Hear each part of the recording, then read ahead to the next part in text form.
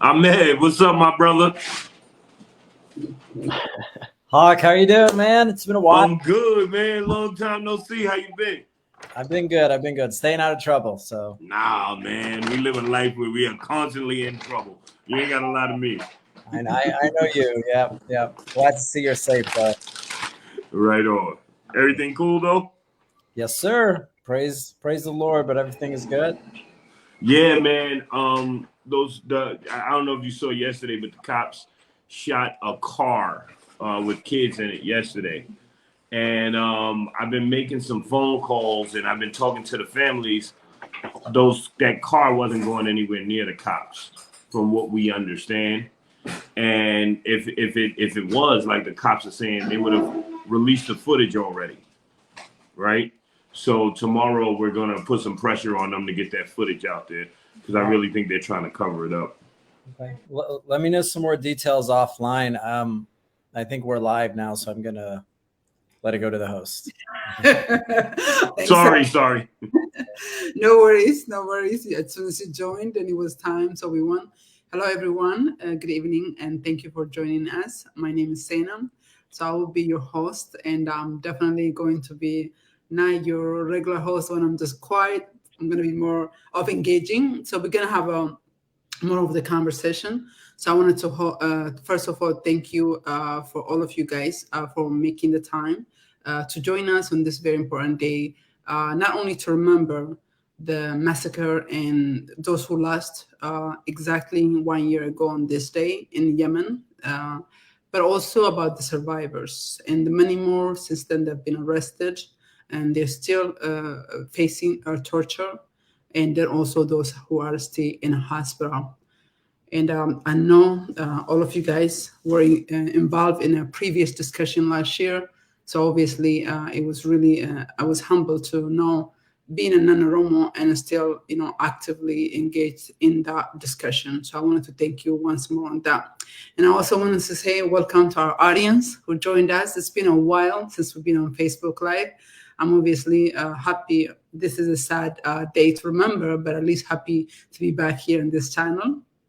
So what I will do is basically the way we're going to do this conversation, it's not really interview. We're going to have a conversation because all of us are in leaders from different angle, from whether it's from Yemeni or Black Lives Matters in New York. So we want to have a more of discussion. We know how the situation in Europe is playing versus the situation that happened, about a year ago, and a year later, what we are still facing.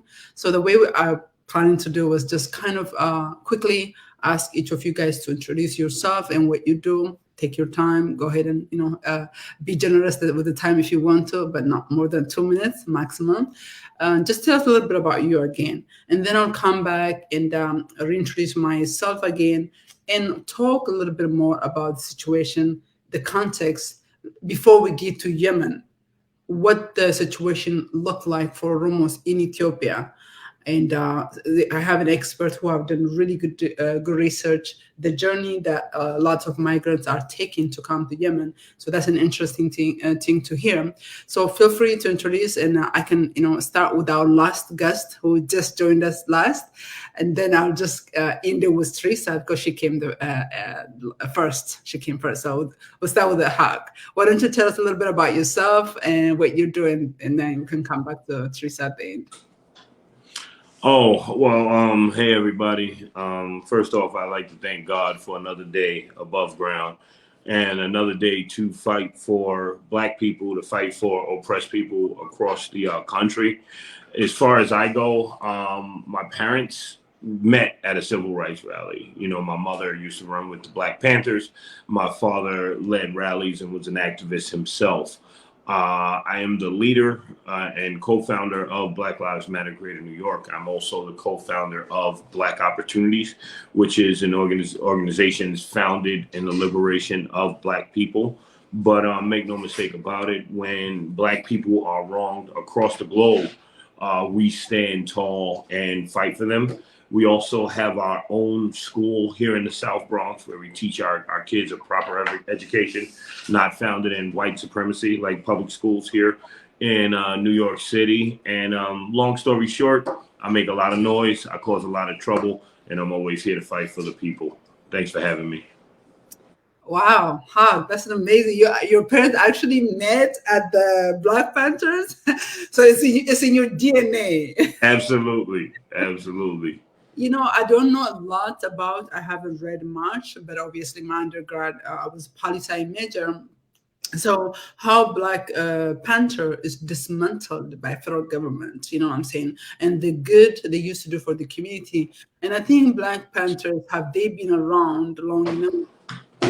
Like they probably have a different, we would probably have seen a different society, is what I really think, unfortunately, for our brothers, African American in America. It's an interesting conversation. We'd love to have. By the way, Absolutely. I'm an author, and I wrote a chapter about Black Americans. I'll give you my book. All right. All right. Thank you so much, Hak. It's really pleasure and an honor to hear someone, you know, with such a background. You know what I'm saying? It's your DNA, and I think everybody knows by now about Black Lives Matter. The movement, you know, I mean, if there's nothing else, I mean, it's not like start with the George Floyd, but it's long before, but, you know, that event solidified. And I think a lot of elected officials, Americans, lawmakers took it seriously. So that's an interesting conversation. Someday, I, as an African, and then you as an American, African-American, there's so much disconnect even between our own community. And Absolutely. Okay, wonderful. All right, my brother, and next up came from you, and is Ahmed. Ahmed, please go ahead and introduce yourself a little bit. Okay, thank you so much. Assalamu alaikum, everyone. My name is Ahmed Muhammad. I'm an attorney here with CARE New York, the Council on American Islamic Relations. We're a civil rights and Muslim organization. I'm Yemeni American as well. And, you know, this issue really is something that kind of was very emotional for me to see last year, not only because of the scale of the devastation and the amount of individuals who were murdered, but really the silence that, you know, we all saw last year when this happened, especially now when we're comparing it with the Ukrainian war and refugee crisis. I'm really excited and honored to be in presence with all of you.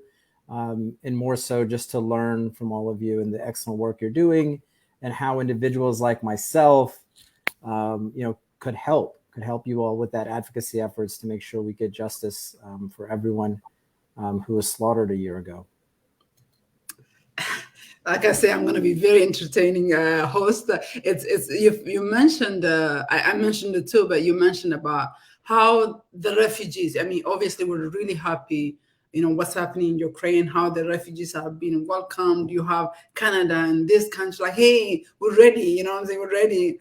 But it was just, I don't know, maybe last week that refugees in brown skin countries, that in the case of Palestine, in the case of, by no means, I'm very crystal clear, with all due respect with you guys, the racism Black people face in this brown country, in India, in Malaysia, and in Arab countries, the type of racism Black people face, because Oromos, I feel like we overpopulated this planet, because every corner I look, there's Oromos and who are desperately fleeing. So it's very interesting you mentioned about Ukraine.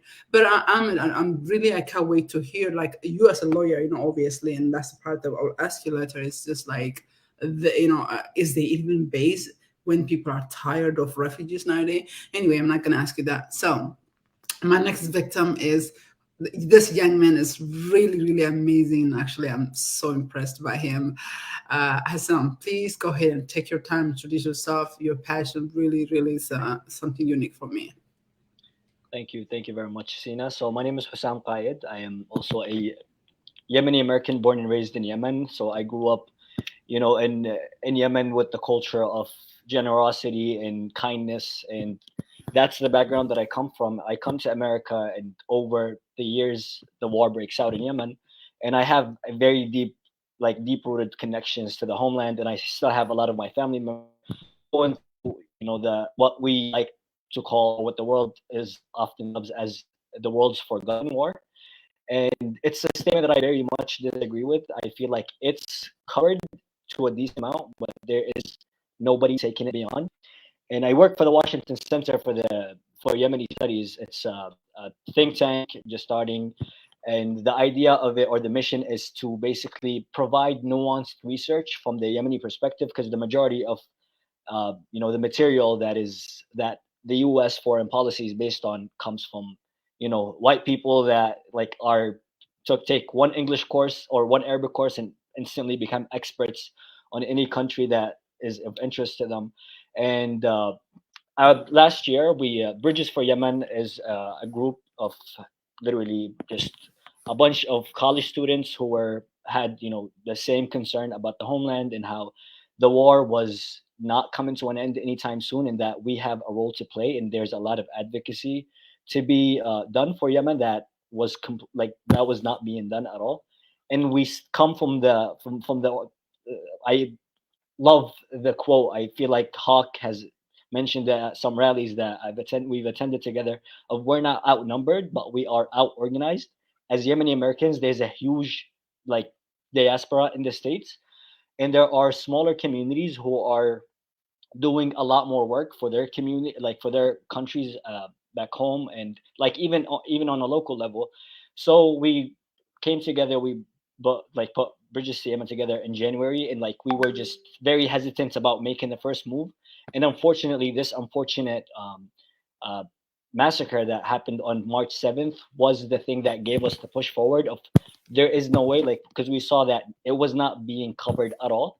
So that was the push that gave us, and that was actually the first post on our social media. The first action that we did was we put up together a coalition of 13 Oromo and Yemeni organizations and held a press conference. We were very optimistic, thinking that the press conference would lead to a petition. We were thinking about resettling like Oromo refugees in third countries. And like in reality, like the idealism after the idealism wall is, gets taken down, you realize that there's a lot more work to be done and it's not that simple. So now we're more realistic with our expectations, and we're fortunate to meet Sina to guide us in the right direction, so we could focus the efforts more effectively and actually bear their fruits. Sam, you mentioned like the optimism that you guys started. It's very interesting, right? You thought you could move this planet, and then I think we got beat up to the point like we can't even see far anymore now. Like what I'm saying. I think that's what makes young people so unique, is that they have not lived the life, they have not experienced, they don't know it can't be done. You know what I'm saying? That's what makes it so beautiful. And I think whereas like myself at least, that as immigrants, so we are all born in another country, have an accent, and we do some amazing work, but there's just no resource there, and there's really no support there. You can't even pay your renters. So thank you so much for introducing yourself, everyone.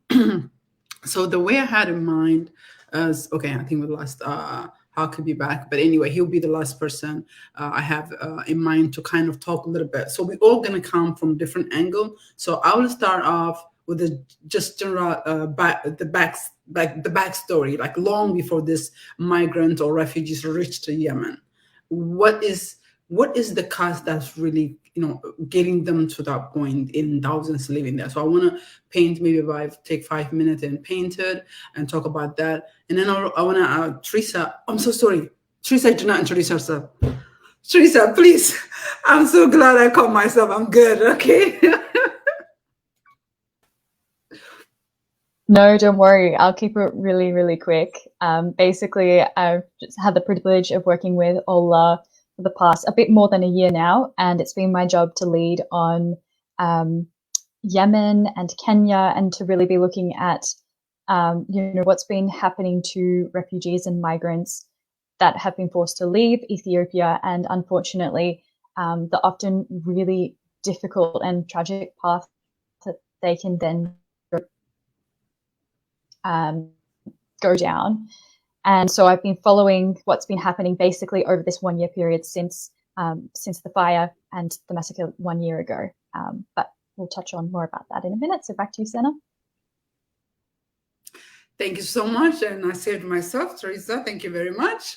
By the way, guys, and for all of the audience that are watching us online live, as well as later on, Teresa is the expert who is engaged directly with UNHCR, with the IOM and Red Cross and other agencies in Yemen, and obviously working very hard in the case of Kenya as well. We have much more success in Yemen case compared to Kenya, but the situation is kind of very similar. And she have done huge, big publication of 3 publications, each of them I think 6 to 8 page long.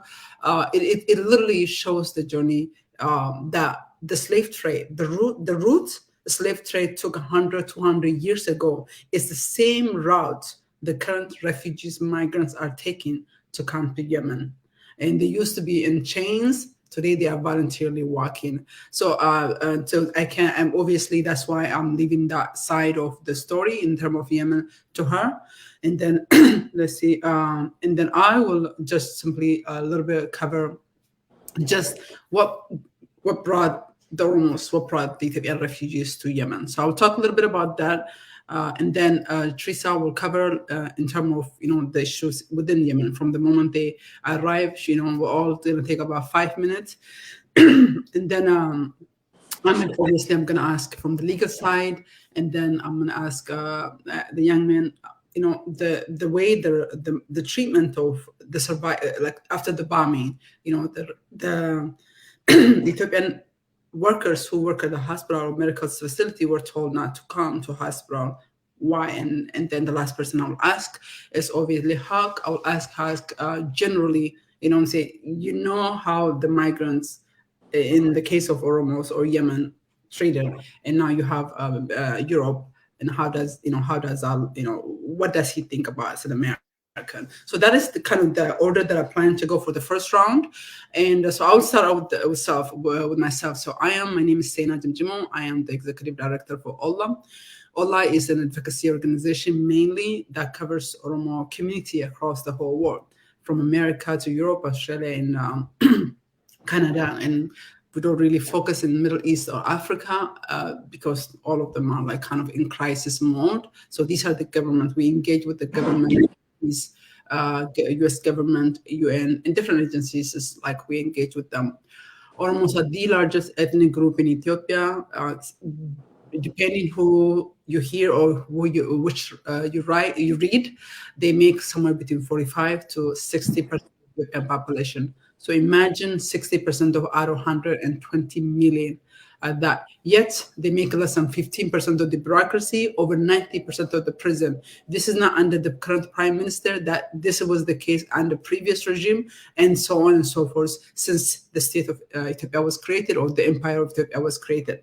Ethiopia have always been an open prison to Oromo people. It was crime. It is still crime to be Oromo in Ethiopia, and in part, this is the reason why you have thousands of Oromos leaving Ethiopia, because it is simply not safe for them. You have to, it's almost like you have to adapt into Ethiopianism. You must wear the Ethiopian colors. You must speak the Ethiopian language. You must practice Ethiopian religion and culture to really be Ethiopian. If not, you are foreign. It doesn't matter if you are born there or if you are original or indigenous to there. And I come from long line of my grandfather. It was, in resistance movement against Haile Selassie. And I think some of us heard about Haile Selassie, how much he's admired by around the world. If you take us to Jamaica, it's interesting. I met Bombardi's son when I was younger. I used to work in hotel, and he have Haile Selassie's picture here. And I know who he was. I intentionally asked him, I'm like, what is that? He was like, he kissed it. He's like, this is my God. So I come from a family whom Haile Selassie have committed ethnic cleansing against it. So it was interesting. Here am I seeing this man, this evil man that should be considered in the same sentence as Hitler, that he's being worshipped as a god. He's a wicked man. And then you have the Ethiopian history that trying to uplift, and this illusion in the West is also in personification of Haile Selassie, or beautifying Ethiopia as a country of both the Ethiopians, some of them, as well as the Western, have their huge hand in it, into creating the empire. Ethiopia have gotten at least maybe 70, 80 billion dollars in the last 100 years, but neither have transformed into democracy or stable region. And that is because the state of Ethiopia was created in dismantling and ethnic cleansing the Oromos and the many indigenous people in Ethiopia. Ethiopia can never have a peace, nor the region can have a stability, because Oromos are not only in Ethiopia, they are indigenous in Kenya, and they are also in Somalia and the whole region. Oromos are the largest ethnic group in the Horn of Africa, the third largest group in the whole continent of Africa. They come from Cushitic lineage, that's where they come from. But unfortunately, their culture, their language have been the target of the state of Ethiopia, to which the West have seen Ethiopia as Christian king island in the sea of Muslim, as they, some used to put it. But finally, you have our generation have put that to aside and have really brought the true face of Ethiopia. Is now more than ever, for the first time, we because of the work we do as Allah, now the world have seen or really hearing Ethiopia is not what people used to think. Ethiopia is and was always as a black hole for black people. In one hand, you have the black resistance against fascism in imperial Italy, but on the other hand, some of those leaders who never believed in being black. It is more about opportunity. When black is popular, they want to be black. But when the black is down, they want to be, let's just say, another race. So Oromos escaped prison in Ethiopia. Some obviously in the betterment of life as a migrant, but the other ones more of a survivor, because they are prosecuted. They're escaping prison. They're escaping torture. Ethiopian prison is not normal, prison. It is very brutal system. They remove your hair, your nails. Rape is very common. And what's happening in Tigray? Obviously, as an Oromo, we stand with the people of Tigray who are facing genocide by the current genocidal regime. That the world failed them, and we feel their pain. But again, we're also experiencing something similar, but nobody's even talking about it. So Oromos escaped that, that kind of torture, and they leave to Kenya, to Sudan, to Yemen. There are over at least 700,000 migrants or workers or refugees, whatever you want to call it, in Saudi alone. And then there are at least 50 or more thousands in Kenya, in Somalia, in every country, you name it, there are Oromos. There's not really a lot of countries that I've heard where there's not Oromos, and the largest migrant they're moving. So we really have to look into what is the source that is pushing this people, Oromos, outside of the country. Let me stop it there, and because I already went too much. So I would like to ask Teresa, and as I say earlier, who has done the research, who have interviewed, who have talked to a lot of organizations. If you can just kind of give us the crisis, obviously today, we are remembering a 1-year anniversary of Houthi massacre, where over 450 people had been murdered. I mean, what led to that one? Not literally led, actually. Maybe you can give us just the background of that. Based on the survivors and the family member, as well as the research you have uncovered in the last 1 year, Teresa. Please take 5 minutes. Thanks, Sana. So as Sana's mentioned, the Oromo have been facing historic marginalization and persecution for, over the course of the past 100 years, consecutive administrations who have sought to retain control or power through having to oppress what is like the biggest ethnic group in Ethiopia. So what we've seen then is a lot of people who've been forced to fled, and we've seen that particularly during quite brutal times in these different administrations, where you see this movement of people fleeing towards Yemen, towards Kenya. And as Senna mentioned, the eastern route, which is the route that migrants and refugees take towards the Arabian Peninsula, is a particularly notorious one because it has such an infamous history, let's say, going back to what was the Indian Ocean slave trade or the East African slave trade, which is something that we really don't hear as much about as the Atlantic slave trade, for instance. It hasn't got the same coverage, but there was a lot of really also human life that was lost, a lot of children that were taken and trafficked to slave markets. And so there's this irony today that we're seeing young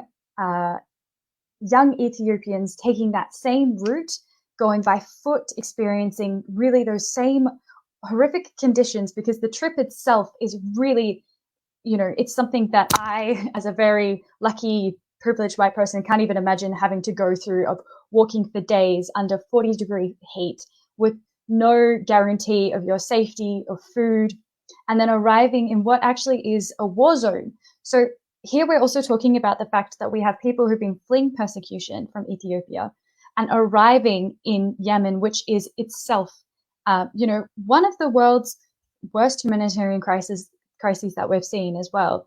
And unfortunately, part of the thing that's at play here is that people aren't aware. A lot of these young, we're talking about young boys of around 17, 18, 19, who don't have opportunities at home. They live in regions that are more rural or that, haven't had resources given to their areas, that have been experiencing drought, have been experiencing conflict, trying to find jobs and, new opportunities for themselves and their families, and no idea of what they're getting themselves into.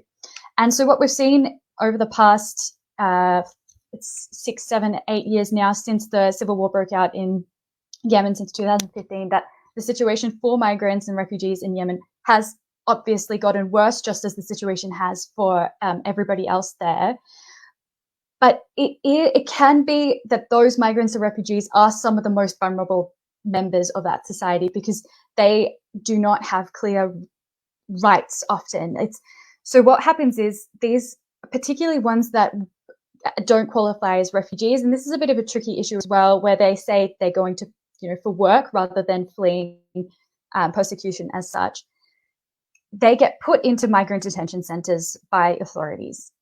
And these detention centers have some of the worst conditions in them that you could imagine. We're talking severe overcrowding. There's food shortages. There's a lack of sanitation and toilets. And there have been a lot of articles and research reports by human rights organizations like Amnesty, Human Rights Watch, showing just how bad the conditions are.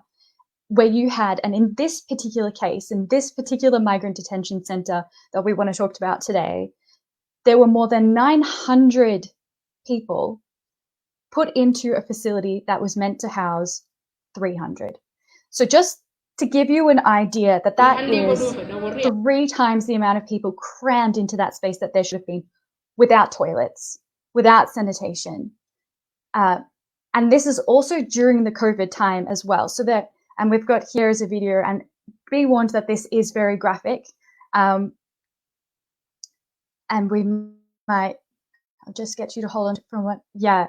And what basically happened in this instance was that those detainees being held protested the conditions that they were in, rightly so, of the overcrowding, and they participated in a hunger strike.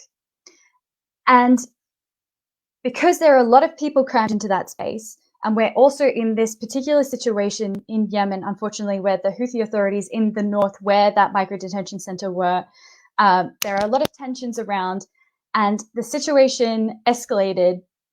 And so that the authorities, first of all, they started beating up those that were organizing the protests, because they didn't want to see any sort of, they didn't want anything happening. They didn't like that the detainees were protesting these conditions. And then once that situation started to get there's more tensions, they actually ended up firing into the migrant detention center. And, it's unclear exactly what they did, what projectiles went into that migrant detention center. But the result of it was that the entire detention center went up in flames and burned, which meant that more than 400 people burnt alive.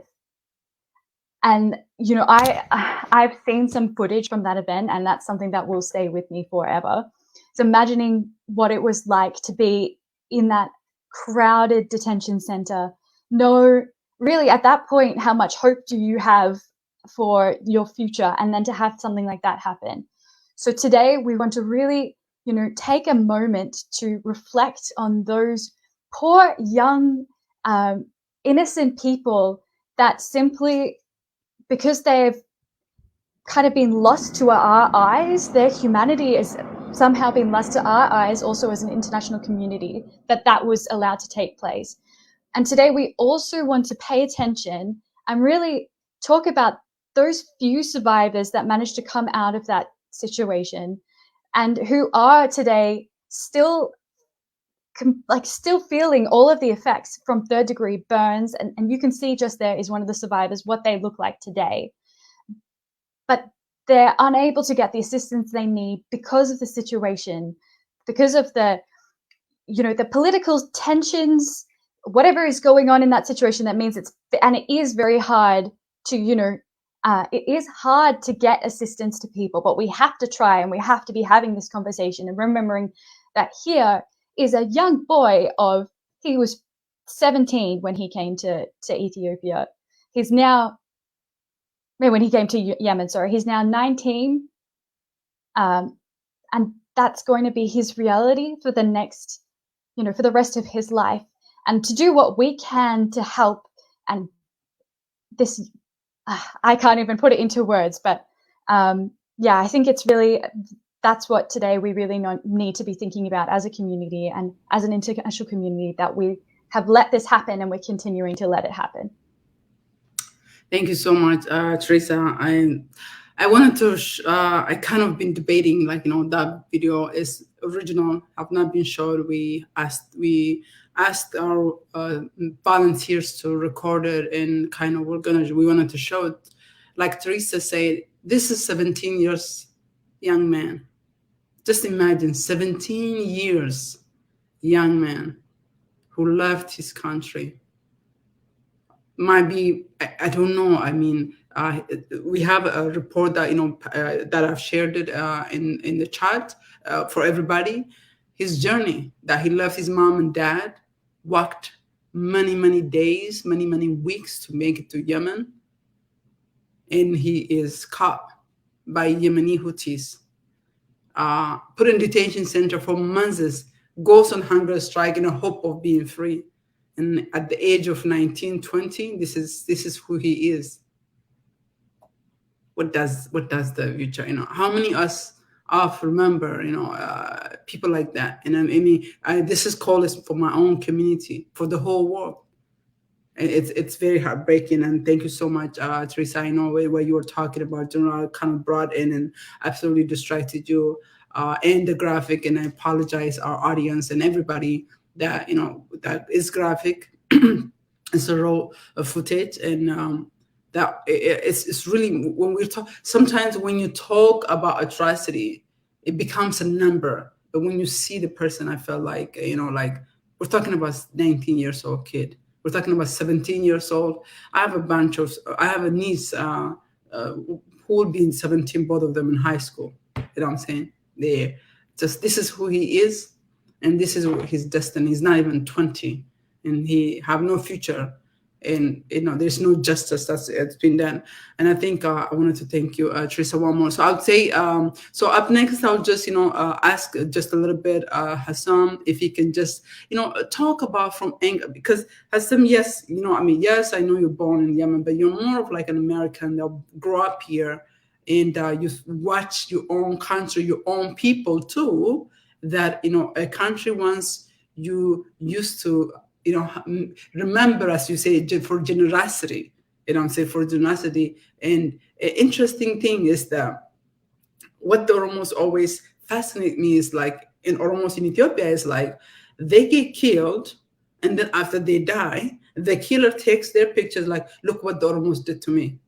This has been the experience of Oromo in Ethiopia. They not only die, but their victim becomes the victimizers. And they use their pictures, their story, to collect money, to seek justice. So I feel like in the case of Yemen, when lots of Ethiopian medical workers were told to stay, not come to work, what could it be? You know what I'm saying? And as Yemen, I can only imagine too. The country is in a civil war. Yemenis are, we're talking about Houthis gangs who, you have the Saudis, the evil of all. Of course, people want to be against Saudi, and I can understand that, and I am against too. But then on this side, you have Houthis who are recruited. If you could just talk a little bit about Sam, as a young man, what was that felt like? Your country doing, such a thing, and has been the Houthis. I mean, doing this, and just talk about take a few minutes, and definitely I'm going over me talking too much. Go ahead. No, not at all. It's something. It's one of the things that you mentioned, and it's something that we as Yemenis have been experienced with the way the war has been covered. We're often given like these inflated numbers of like the world's worst humanitarian crisis, or every 10 minutes a child dies, and it's the concept of you kill one man, it's a tragedy. You kill a million, and they become mere statistics. And that's what, like, that was the crazy part about this specific incident when we first heard Mr. Jamada Suti al-Oromi on Arab news media talking about, like, given the real numbers of, it's actually not the 44 people that were reported in some of the Arab media that first covered it. It's actually, we have insiders. There are people, like witness accounts, survivors are calling us and telling us this is exactly what went down. And again, like, from that came, the mission, or the idea of the press conference to give the incident its due right, its fair share of coverage. And recently we saw, just like a month, late February or like late January, Saudi Arabia actually bombed a prison in Sa'da, who ironically, the Houthis had also Oromo refugees and migrants in that detention facility all the way in the north, in the border city of Sa'da 2 years ago. And like specifically, even with that, it was interesting to see the coverage that received when the perpetrators were Saudi Arabia. And just going back, just to give some context, like, of Yemen, the Houthi rebel group carried out a coup against the Yemeni government in 2014, and then they exiled the government. The government is physically in Saudi Arabia. The president and his all, like, the major ministers are all physically in Saudi Arabia, and they called for the Saudi-led coalition to restore them to power. And it's been 8 years since. And basically, having lived half of my life in Yemen, my idea, or like my conceptions, my interactions with Black people in general, Black Yemenis, or like the Black Yemenis who are just everywhere around us. And then the Somali Yemenis, like in the Somali and Ethiopian Yemenis are second, third generation intermarried, like mixed families. And I actually have some of my distant relatives are actually physically in Ethiopia because of the relations that go, like, whether because of trade, whether. So it was very personal to me. And one of the things that didn't really make sense to me is the idea of refugees in Yemen, because I know how the situation is in Yemen. But it made sense to it, and it became clear that Yemen is just a mere passageway for these Oromos and the migrants who come through from the Horn of Africa. Yemen is a passageway for them to get to the Gulf countries and beyond. And go into just like the specificities of the massacre itself. One of the main reasons that those migrants were held in that detention facility to begin with is that the Houthis have been for years exploiting the most vulnerable part of society to recruit them to fight on their front lines. So there are like full brigades of migrants, full brigades of other like Black Yemenis fighting for the Houthis out of desperation, not because they necessarily believe in their cause, but out of desperation, and they're left with no choice.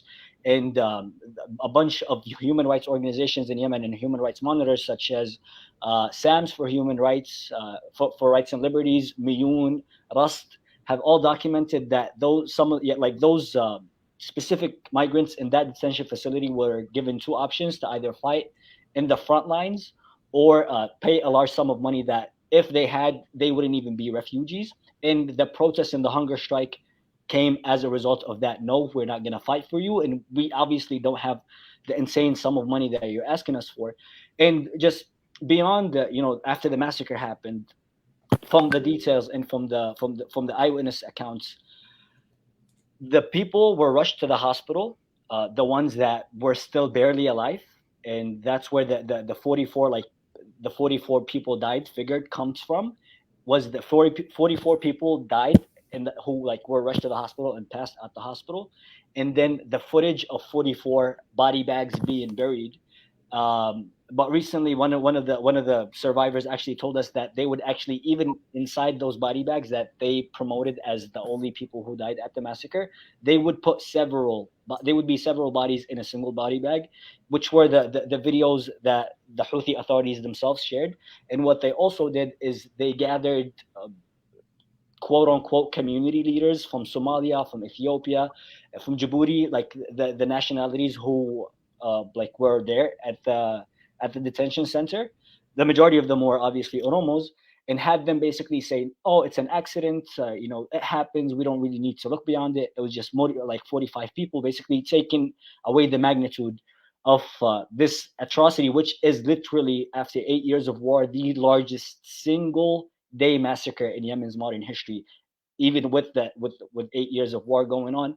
And what happened afterwards, one of the very interesting details of the amount of security that was done. Of IO1 personnel were not allowed to go in and investigate, take pictures or anything.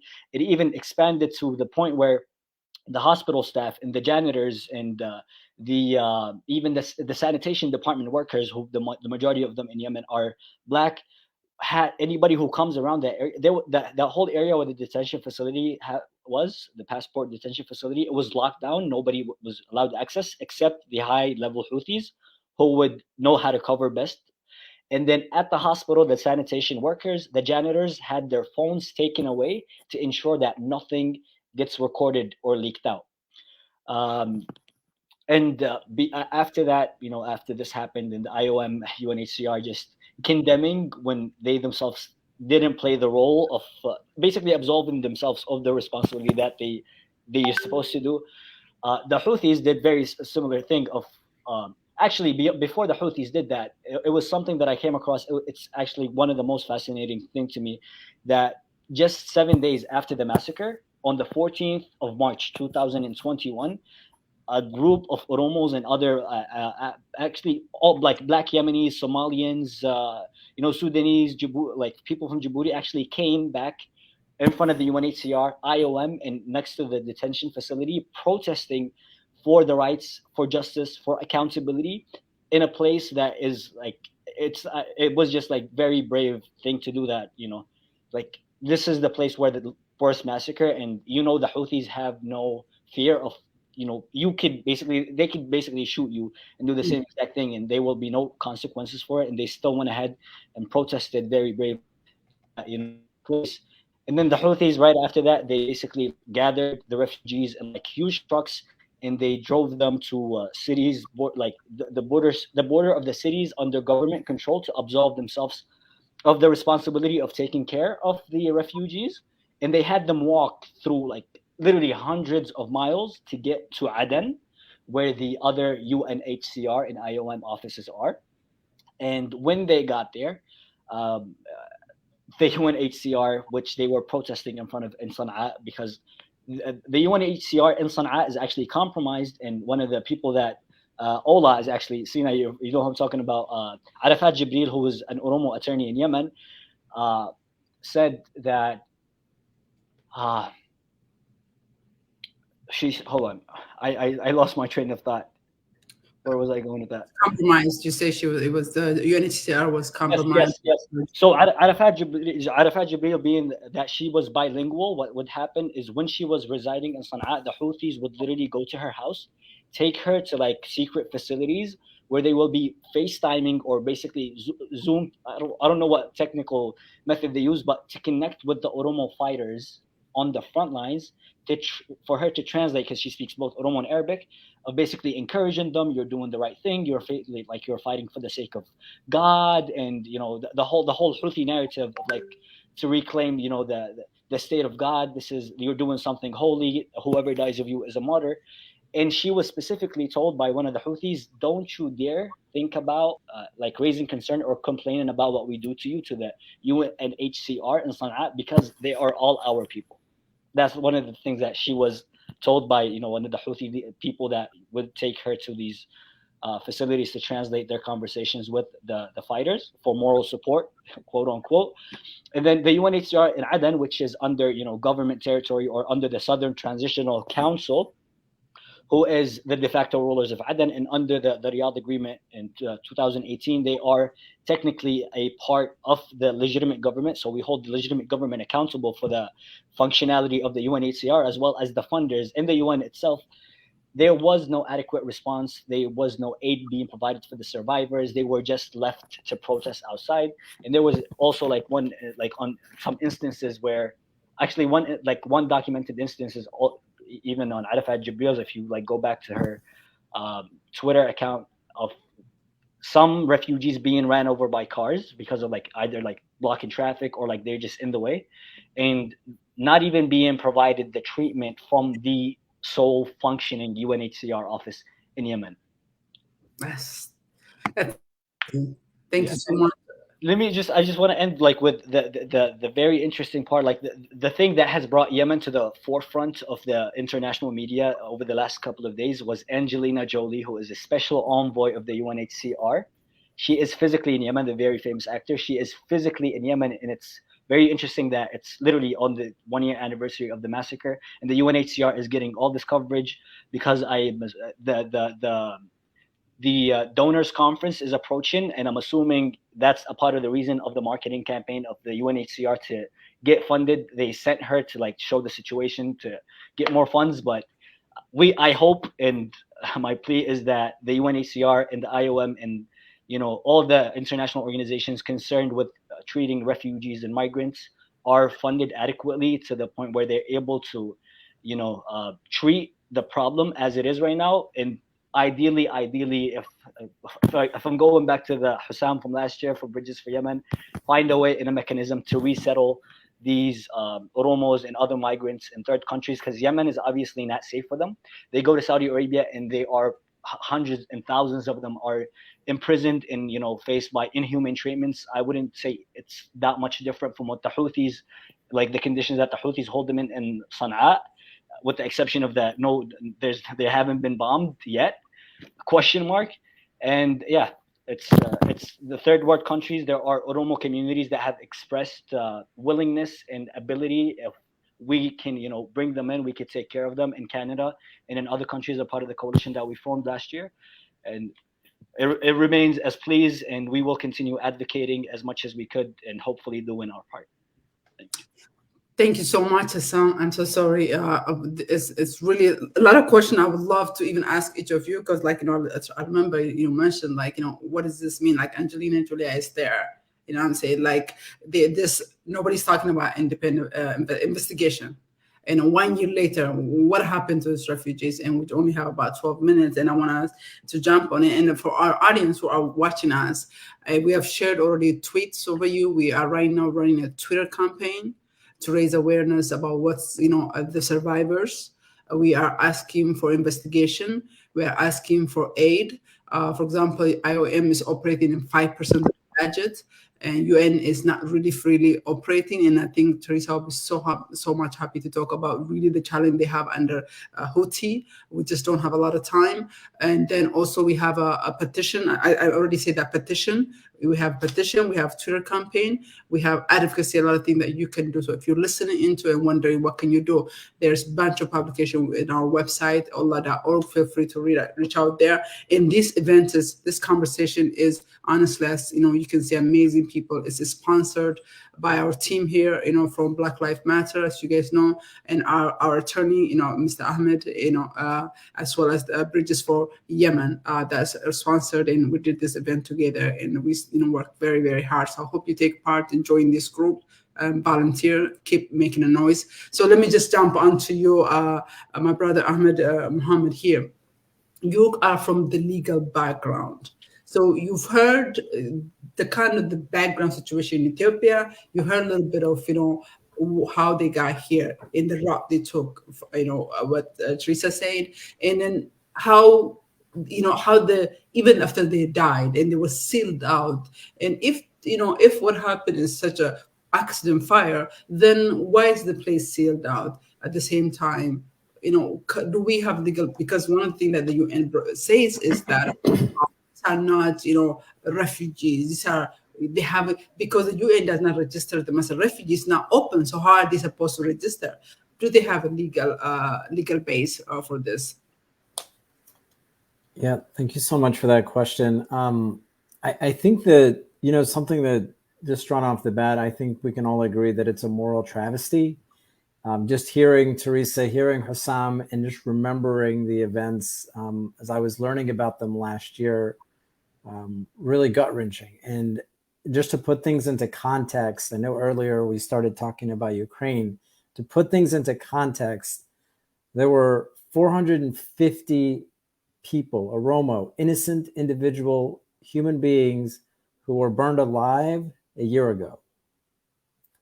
Right now, Russia is being accused of killing 400 civilians in its war and invasion of Ukraine, an entire nation, right? And they've been bombing Ukraine for over a week. 400 civilians. We're talking about a massacre, a Houthi killing of 450 individuals in one incident, right? Ukraine right now is getting wall-to-wall coverage 24/7. Every single news website, every single news organization on TV, United States, all around the world. You couldn't find the Oromo massacre anywhere when it happened, right? That's very important, right? Out of sight, out of mind, right? And we know that negative publicity, negative news is important. Otherwise, the Houthis would not seal up a location for an accident. When an accident happens, you open it up so you allow first responders to help individuals get the help that they need. You don't take cell phones away from individuals so they don't leak photos or videos to the public. You don't, cram bodies into single body bags in order to hide, the number of individuals you've killed. And it really shows the lack of accountability that we're seeing from the UN and other countries. And it's really shameful because I think when you look at it at the end of the day, like what has happened here to the Oromos is, very classical way of, a war crime being committed during an armed conflict. And there is an armed conflict. The Houthis are fighting the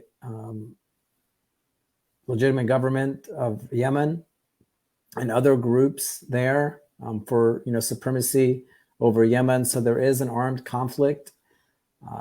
What's very different about war crimes is that, they can happen to non-combatants like civilians. In the same way right now, Russia is being accused of targeting civilians, of committing war crimes by bombing civilian neighborhoods where there may not be Ukrainian armed individuals or where the fighting may not be between the two armies.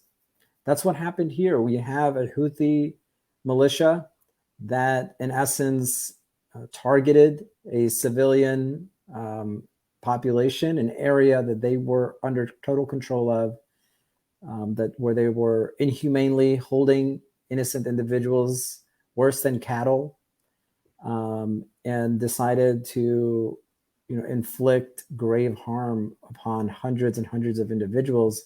But when we haven't seen any accountability, what I want to do right now really is make sure that everyone's just listening to go to your change.org petition and make sure to sign that petition. To make sure to go to your website and tweet about this, because I know one thing that works in our work when we do advocacy is we just need people.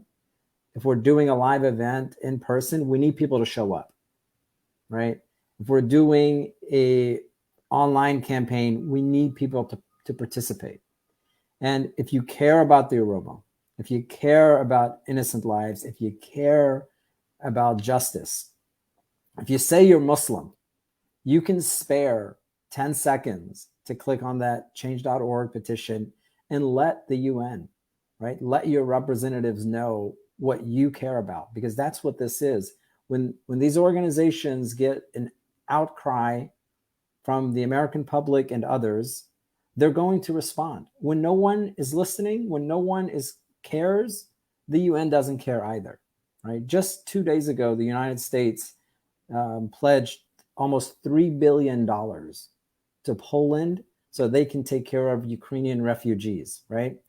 All of a sudden, Europe, which hates refugees if you're brown and black, has opened their doors unconditionally, right, to Ukrainians. Of course, unless you're a black or a brown Ukrainian trying to cross, that's a little bit different.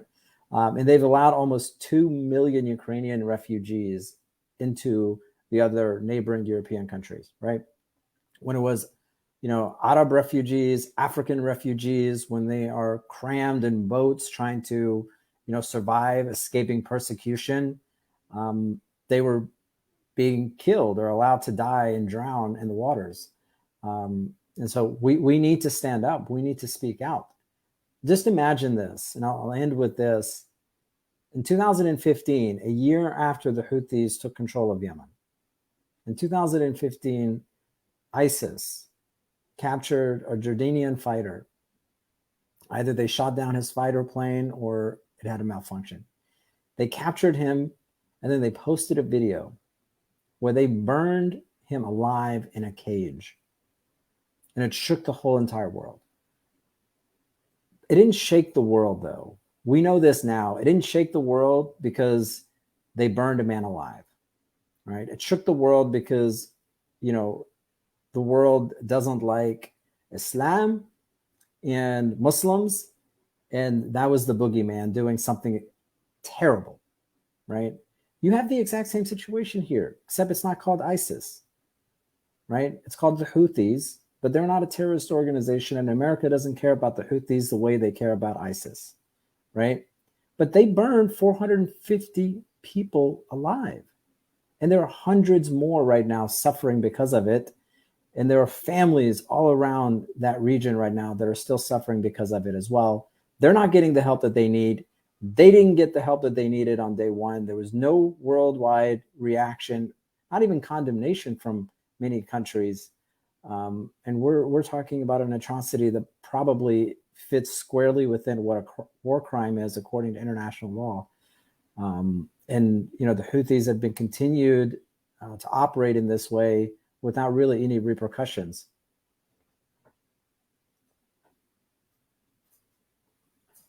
Thank you so much, Ahmed.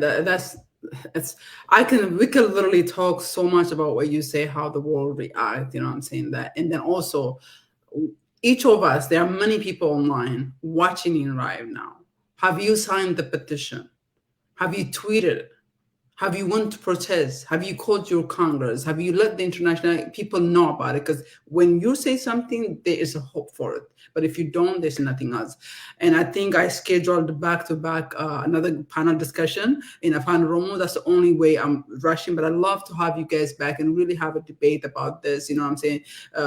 Black and brown skin, and then the racism that exists within ourselves, that exists. And then also, because as your skin goes darker, so is the brutality goes darker. So I'll just jump on to our last panelist to kind of speak. Mr. Haq Newsom is member of the leader of the New York based Black Lives Matter. I don't think anybody need to be reintroduced about who the BLM are and what they have done, especially in the last 2-3 years. And finally, after many centuries, I would say, that people are paying attention that racism does exist. So I'll just give our last speaker before I go, and I just wanted to remind our viewers, please make sure you sign the petition. Make sure you tweet. There's a Twitter campaign going on right now.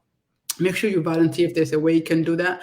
This is, by this event is put together, between the three of us, as we say that, Bridges for Yemen, our our organization, Black Lives Matter leaders speaking here today with us in our organization. So please make sure you sign up, check us out, check all of our organization out. There is a press release already out. That's and there's a bunch of research that have been done over the last 12 months.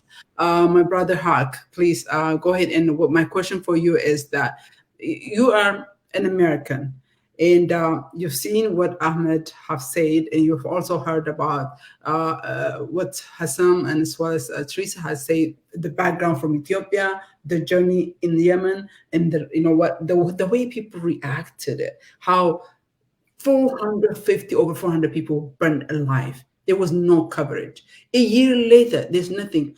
And obviously, what's happening in Ukraine is very sad and unfortunate. I mean, when there was a brown and black, there's just no room for it.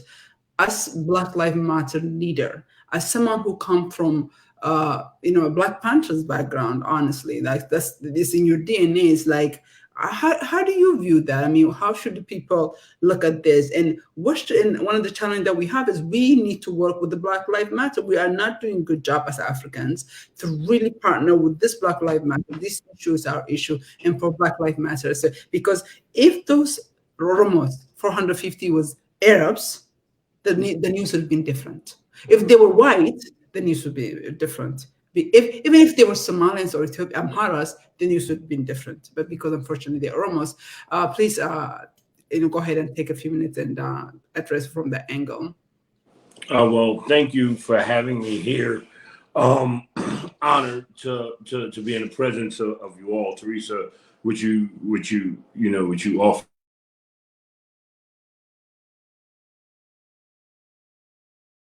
the streets. Brother Ahmed is one of my favorite speakers in New York City. Like when I show up to a press conference and I see him there, I know that there's going to be some truth told on that day, and it's very important that we speak truth to power, that we speak truth to this white supremacist power structure that dominates the globe. And a lot of people might say, well, what do you mean by that? Because it's this huge, vague brush that you're painting with. Well, it is white supremacy that drives a fine line between our people. You want to know why Black Americans and Black Africans are not working together? Well, this is what they do. They drive a wedge between us. When you look at people who migrate to America, they're often warned not to associate with Black Americans. They're lazy, they're criminals, whatever they want to tell them to keep them away from us, right? It's amazing how anybody who comes to America that is white, by the time their second generation is born, they are accepted into mainstream society, right?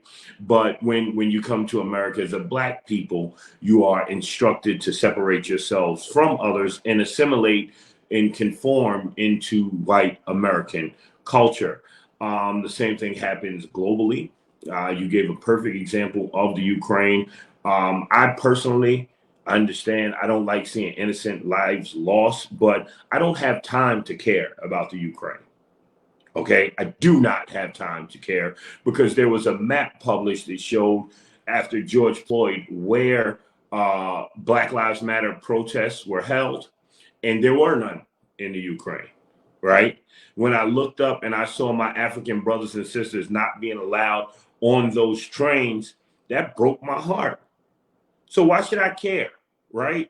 Why should Black people be forced to care about everyone else when no one cares about us? When you look at this massacre and all those beautiful Black people who were burned alive and the ones who were harmed or even traumatized by just witnessing this, if they were white people with blonde hair and blue eyes, the world would have stopped.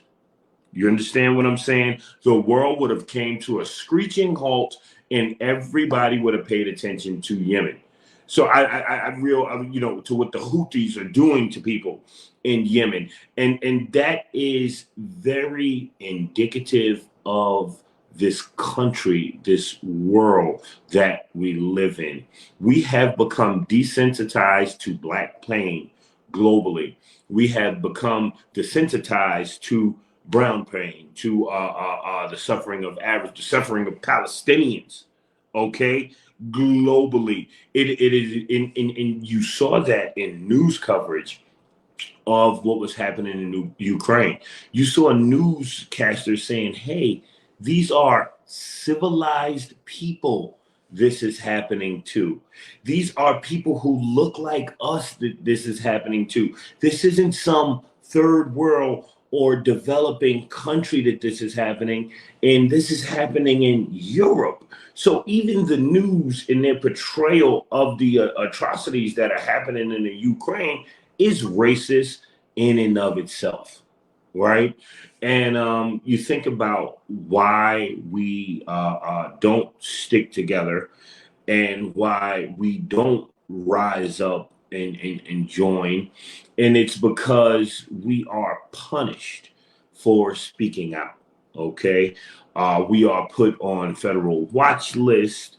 You sometimes some activists I know are banned from different countries. You had Donald Trump, when he was president, accused me of treason for speaking out for Black people. So we have this system that punishes people for speaking out against white supremacy, who speak out against Black pain and suffering and racism.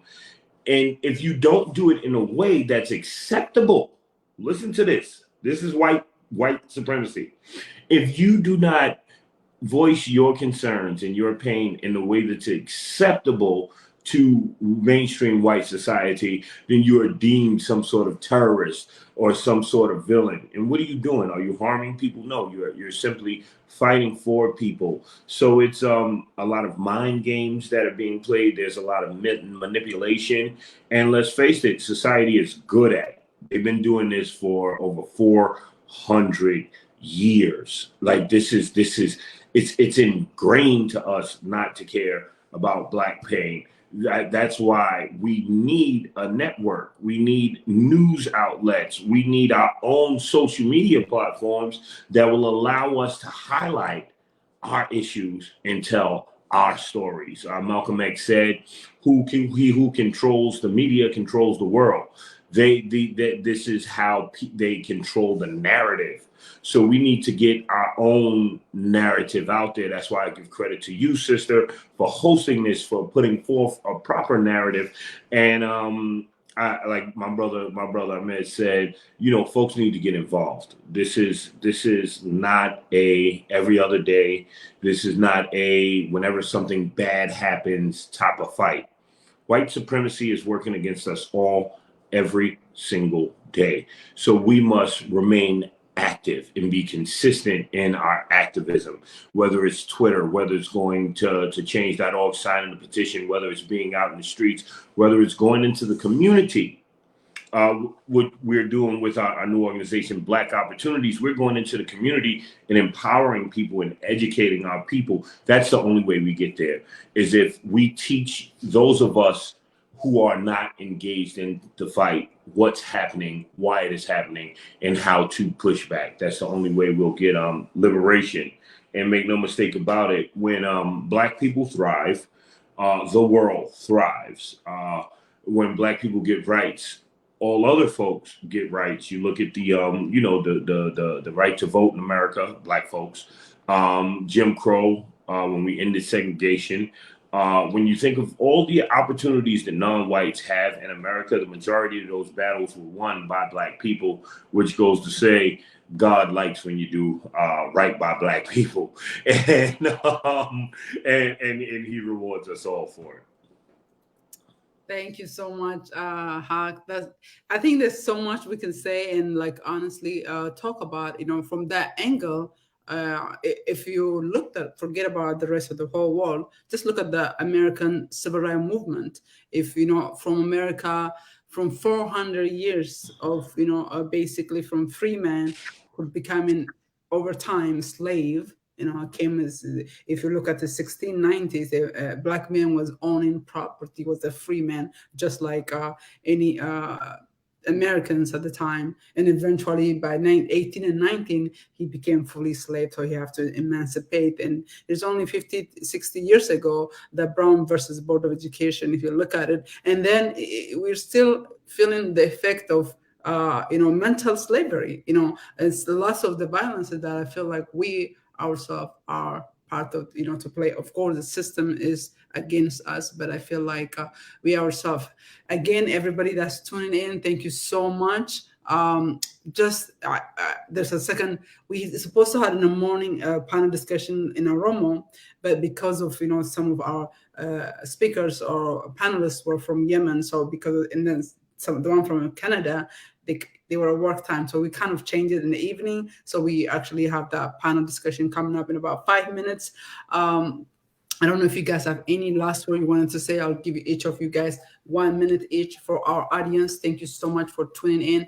As all of my brothers and sisters have said up here, that you care about this, don't just scroll, tweet, sign the petition. Make sure you share it. Make sure you take part. If there is a protest that's going on, take part in it. Don't make it like, I'm saying, it is easier just to, kind of look the other way. That's the easy, but we pay price. And when we pay price, it's not like I pay price and you don't pay price. We actually do pay price one way or the other. So collectively, we really have to end this injustice. The world, if there's any good thing that came from Ukraine war, in my opinion, is it exposed the West, their racism, just like with the election of President Obama. Everybody's like, okay, we are opposed, racism or equality or affirmative action is not needed. Then comes, bam, Trump comes, and then it kind of walk over like, okay, maybe we do have a racism problem. And I think what the war in Ukraine did is, with the reporters, like, we're talking about people like us.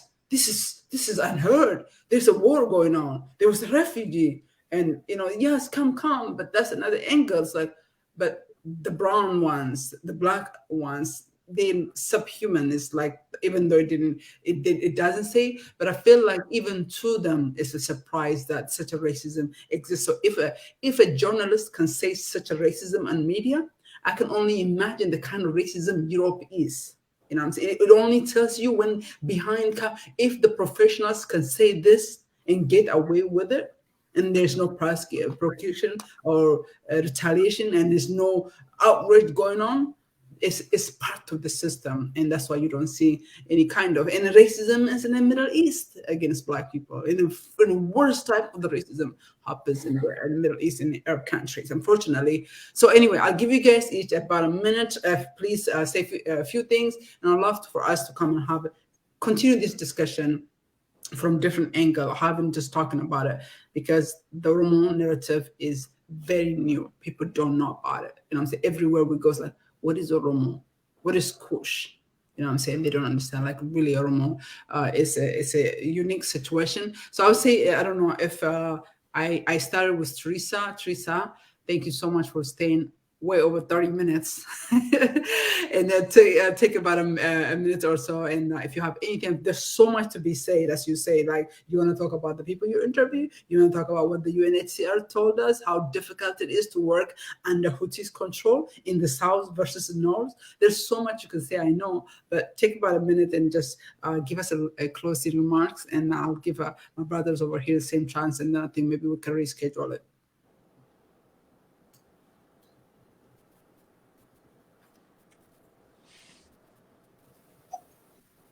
Thanks. So just really quickly, one of the main things that came out in our talks with the UNHCR and also the IOM is, how many barriers they're facing to being able to work. So for the UNHCR, they're no longer able to register refugees in the north. They're no longer basically functioning there because the Houthi authorities have basically denied them access, and they no longer have that mandate. So to show what kind of situation it is. And unfortunately, that means that the UNHCR, I think, is more liable to having things going on there that surely, like Hussam was talking about people maybe who work for the UNHCR having their own interests. And unfortunately, if not, the irony there is that if the UNHCR isn't getting funded, if the West isn't paying attention, if we're not making this a really important issue that we need to be talking about, then that happens and they lose their power. And unfortunately, that service becomes itself corrupted in some way, really trying to do something, but they're unfortunately in a situation that doesn't permit them to do as much as they should. And the IOM, they also have been trying to run a program to return Oromo migrants to Ethiopia, because that seems, and in many ways seems like the only situation. They're stuck, these are people that were trying to get to Saudi Arabia or other countries, but get shot at the border when they try to cross. Then they get put into migrant detention centers where there is a lot of torture and sexual abuse as well. And currently, on top of that, the IOM actually hasn't been able to return anyone to Ethiopia because there's been a state of emergency in Ethiopia. So they've been stuck there. And to really show you, the IOM and the UNHCR have had a 95% funding shortfall. They're only getting 5% of what their projected needs are for the next year. So that means all of those services that they're supposed to be providing, they cannot provide. And why is that happening? Why is the rest of the world looking away and not putting those funds, that humanitarian assistance, really saying this is a priority? There are people dying. There are people that are being burnt alive. There's an entire humanitarian catastrophe happening, but these also really incredibly tragic and awful incidents. And unfortunately, another thing that came out in those talks with the UNHCR and the IOM is that there is an anti-Black sentiment in the Yemeni government, as well as the Houthi authorities. That's been getting worse, and has been getting worse over the last couple of years with the COVID pandemic. And that is also a reflection on what's been going on in the international community, or why we don't pay attention in the same way to these regions, and the same way to these conflicts as we do to Ukraine, to Europe, to other places where, unfortunately,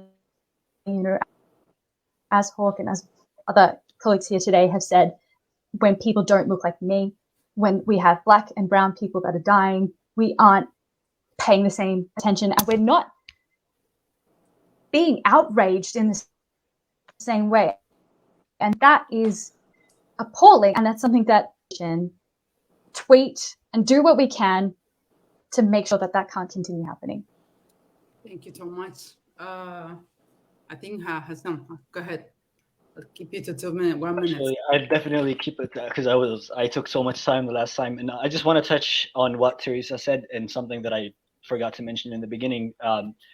There were instances, like after the ones that went to Aden, there were multiple instances of refugees actually taking boats back to Ethiopia, risking facing persecution back in Ethiopia. But a couple of boats actually flipped, and this Yezen news agency actually documented multiple boats of those survivors of the massacre, like drowning in the sea, going back to their homes.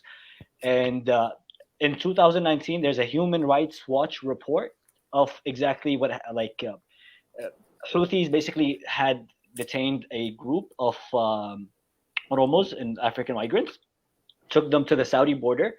So they were fought like in between two fires. They were shot at from the back to the Houthis of leave Yemen, and they were shot at from the front by the Saudis of you're not welcomed here. So that's why the idea of resettlement is very important. Yemen is not safe. Going back is not safe. Going to Saudi Arabia is not safe either.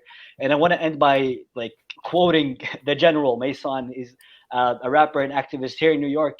In a freestyle, he says, "Daddy told me one thing that stayed inside of my brain. Do the same thing. Expect something different. You're insane." And we criticize the whole world for not caring about what is happening in Yemen because we're brown. Meanwhile, when something happens to the darker shade of Black people in Yemen, there's no outrage even from us. So in a way, we're doing the same thing that we're critical of. If there was a specific incident where there was a Yemeni American who went back to Yemen and was killed in a checkpoint, and there was a massive protest in the Bronx by the Yemeni community in Little Yemen, whereas when 450 people were burned alive, not a single protest came out. And that is that falls on us as Yemeni Americans, as a community. We have to do more. And I encourage everybody to do your part, the minimal you can do, the bare minimum right now. Share the petition, sign it, share it, and take part in the Twitter storm. I'll end with that. Thank you. Thank you so much. Father Mohammed. Yeah, thank you so much. I'll be quick, but first off, I want to say thank you to Ola and Bridges for Yemen for holding this panel and educating us on everything that is going on, the atrocities in Yemen and Ethiopia that are happening to the Oromo. So thank you so much for that. In addition to what Hussam said, I would encourage everyone, follow Ola, follow Bridges of Yemen, get on their newsletters so that you are up to date. When something happens, you can quickly, jump in, make your voices heard. And I think this whole, situation of we have racism everywhere. And, the Prophet, peace be upon him, in his last sermon, right, took it upon himself to warn our community, the Muslim community, about racism, right? And saying that, there is no superiority between the white and the black, the Arab and the non-Arab. And, I think he did that for a reason, because he knew somehow that even 1,300 years later, we're still going to be inflicted with this disease of racism. We see it amongst our own selves, like Hassan mentioned. We see it in others. We have to face that. We have to look ourselves in the mirror, and we have to realize that, one, we got to cut it out, right? Our liberation is tied with each other. That's very important. It's on the screen. No one is free while others are oppressed. Until we truly believe that and we start living that, we're not going to be liberated, as a community, right? Because, today, and it's always been the Black people who have been oppressed, but brown people are being oppressed as well. We want freedom for everybody. We have to act like it. We have to come together, and we have to call out oppression, no matter who's doing it. The Prophet himself said that, he would, punish his own daughter if she committed sin, right? If she did something wrong. But we ourselves cannot call out, our own community members. We cannot call out, individuals of our own skin color sometimes. And it's really shameful, and we have to hold ourselves accountable. Until we do that, this issue will continue to rear its ugly head. And so I just want to issue another, thank you and message of solidarity that we're here with you. We're here to support you. And I'm so grateful to just learn from all of you tonight. Thank you so much for having me. Thank you so much, Ahmed. All right, last but least, my brother Hawk. Thank you, sister, for moderating this exceptional and informative panel. Thank you to all who are listening. My prayers go out to all my brothers and sisters in war-torn lands. And I guess what I want to leave you with is a call to action. These are systems that are oppressing us. These are systems that are causing these horrific acts and these tragedies, like what brought us here today. And these systems have actors that are continuously working. We, the people, have the power. They have a lot of money. We have money. We just don't know how to pull it together.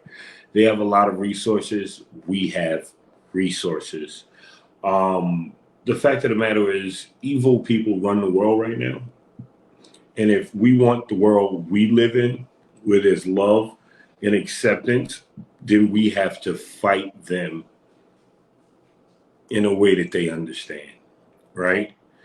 Power concedes nothing unless they're faced with a powerful force.